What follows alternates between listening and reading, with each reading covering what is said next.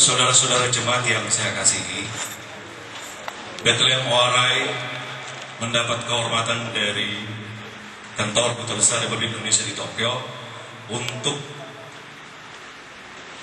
pada hari ini diperkenankan membacakan pidato Duta Besar RI untuk Jepang dan Mikronesia pada upacara peringatan Hari Ulang Tahun ke-63 17 Agustus 2008. Menjadi patron di tingkat internasional karena baru pertama kali ada komunitas orang Indonesia di internasional, secara khusus baru pertama di Jepang, yang memintakan secara resmi oleh Badan Pekerja sambutan dari Duta Besar di negara di mana dia ditugaskan oleh pemerintah Indonesia.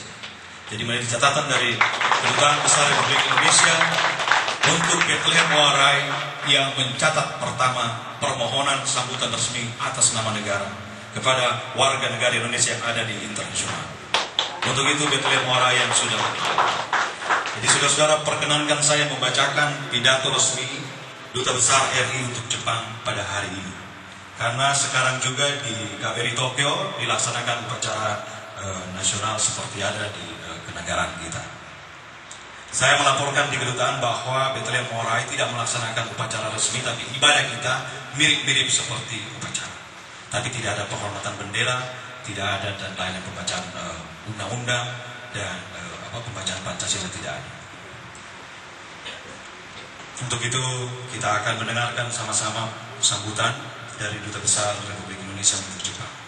Salam sejahtera untuk kita semua, saudara-saudara sebangsa setanah air, para undangan yang saya hormati. Marilah kita memanjatkan puji dan syukur kehadirat Tuhan Yang Maha Esa, karena hanya kekuasaannya yang memungkinkan kita kembali berkumpul pada pagi ini untuk memperingati hari ulang tahun proklamasi kemerdekaan Republik Indonesia ke-67. Tanggal 17 Agustus memang sungguh merupakan hari yang sangat bersejarah bagi bangsa Indonesia. Seperti diketahui, setelah melalui perjalanan yang panjang dan menguras tenaga, penuh pengorbanan atas nama bangsa, Soekarno dan Hatta memproklamirkan kemerdekaan Indonesia pada tanggal 17 Agustus 1945. Proklamasi kemerdekaan tersebut adalah puncak dari seluruh perjuangan anak bangsa, baik yang dilakukan secara lokal, nasional maupun internasional. Perpaduan segenap potensi bangsa, terutama dalam bentuk perjuangan bersenjata dan diplomasi, akhirnya berhasil mengantarkan bangsa Indonesia ke kedudukan yang sejajar dengan bangsa-bangsa yang merdeka lainnya di dunia ini. Patut kita banggakan bahwa perjuangan yang dirintis oleh para pendahulu kita tersebut menjadi sumber inspirasi bagi negara-negara terjajah lainnya di seluruh penjuru dunia untuk membebaskan diri dari penjajahan. Kemerdekaan yang kita miliki dan nikmati selama 63 tahun lamanya itu bukan hanya sekedar sebuah karunia Tuhan Yang Maha Esa yang tiada terhingga dan ternilai harganya bagi bangsa dan negara ini, tetapi juga merupakan hasil jeripaya bersama yang penuh kegigihan. Dengan kemerdekaan itulah kita memuliakan diri kita, bangsa dan negara kita di hadapan bangsa dan negara-negara lain. Sebagai sebuah rahmat dan karunia Tuhan Yang Maha Esa, kita wajib mensyukurinya dengan segala ketulusan hati kita. Namun sebagai sebuah hasil jerih payah dan kegigihan bersama, kita wajib memiliki tanggung jawab untuk menjaga, memelihara dan mempertahankan agar kesemuanya itu tidak menjadi sebuah kesia-siaan, apalagi menjadi sebuah keniscayaan yang tiada terhadap. Dalam menjalankan tanggung jawab itu, kita tidak boleh lengah untuk tetap menghormati dan mengakui keberadaan corak bangsa Indonesia yang beraneka ragam tersebut. Ikatan kebangsaan Indonesia harus tetap dipupuk beraneka ragam tersebut, diperkokoh di tengah-tengah perbedaan asal-usul kedaerahan, ras, suku, agama, dan kepercayaan kita, serta kebudayaan dan adat istiadat.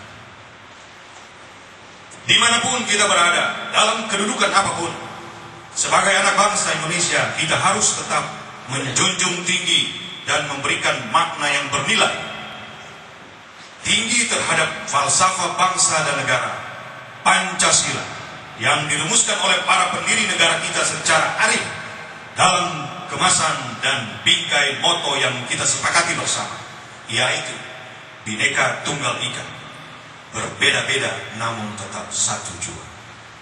Saudara-saudara sebangsa dan setanah air, kita sepakat bahwa kesejahteraan rakyat merupakan muara dari semua agenda pembangunan.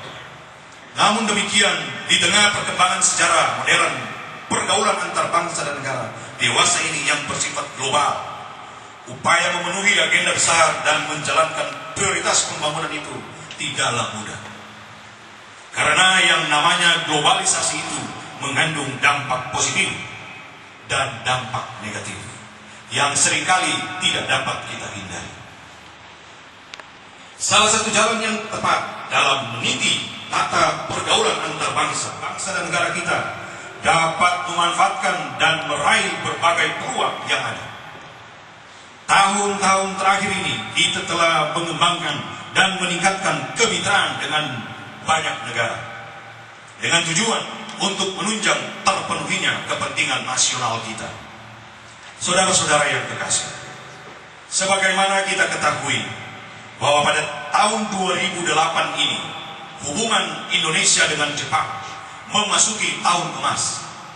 50 tahun yang lalu, pada 20 Januari 1958, hubungan diplomatik kedua negara diresmikan. Selama setengah abad, kedua negara telah menjalin hubungan dengan sangat erat di berbagai bidang. Dalam hubungan sosial budaya, kedua bangsa sebenarnya telah saling mengenal satu sama lain dalam konteks sejarah. Saat kemenangan Jepang dalam Perang Jepang-Rusia tahun 1905 menjadi salah satu inspirasi munculnya pergerakan kebangkitan nasional di negara kita pada tahun 1908. Tahun emas persahabatan bertemakan menuju ke setengah abad baru, memperdalam saling pengertian antar generasi. Dalam tahun 2008 ini akan diselenggarakan kegiatan di berbagai bidang mencakup pendidikan, ekonomi, kebudayaan, iptek, kesenian, olahraga, dan sebagainya. Pada kesempatan yang berbahagia ini, saya juga ingin menghimbau seluruh masyarakat Indonesia yang ada di Jepang untuk dapat aktif dan berperan secara dalam seluruh kegiatan memperingati tahun emas persahabatan Indonesia-Jepang tersebut.